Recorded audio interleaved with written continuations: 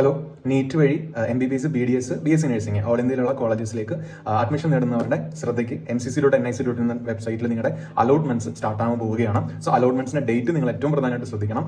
5-ാം തീയതി മുതലാണ് നിങ്ങൾക്ക് രജിസ്ട്രേഷൻ ചെയ്യാനുള്ള ടൈം സ്റ്റാർട്ട് ചെയ്യുന്നത്. 6-ാം തീയതി മുതൽ നിങ്ങൾക്ക് ചോയ്സ് ഫില്ലിംഗ് ഓപ്പൺ ആകും. 17-ാം തീയതിയാണ് നിങ്ങളുടെ സീറ്റ് അലോട്ട്മെന്റിന്റെ ഫസ്റ്റ് റിസൾട്ട് വരുന്നത്.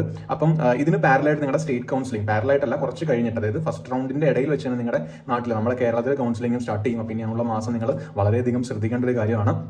അപ്പോൾ ഇപ്രാവശ്യം നിങ്ങളുടെ കൂടെ എളുപ്പത്തിന് വേണ്ടി ഒരു ഈസിനെസ് MCCയുടെ ഭാഗത്തുനിന്ന് ഉണ്ടായിട്ടുണ്ട്. അതിലൊന്നെന്ന് പറയുന്നത് നിങ്ങൾക്ക് അവിടെ ഫ്ലോട്ട് ആൻഡ് ഫ്രീസ് ഓപ്ഷൻസ് ആണ്. അതായത് നിങ്ങൾക്ക് റൗണ്ട് 1 നിന്ന് റൗണ്ട് 2ലേക്കോ റൗണ്ട് 2 നിന്ന് റൗണ്ട് 3ലേക്കോ പോകണമെങ്കിൽ നിങ്ങൾ ഫിസിക്കലി കോളേജിൽ ഇപ്പോൾ റിപ്പോർട്ട് ചെയ്യേണ്ട.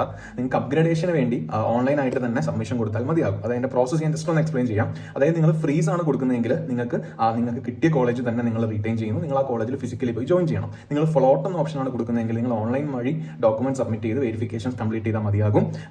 അത് കഴിഞ്ഞ് നിങ്ങൾക്ക് അപ്ഗ്രഡേഷൻ കൊടുക്കാവുന്നതാണ്. കൃത്യമായിട്ട് നല്ല സോഴ്സുകളിലെ വീഡിയോസ് കണ്ട് മനസ്സിലാക്കി ഓപ്ഷൻസ് വെക്കാൻ ശ്രമിക്കുക.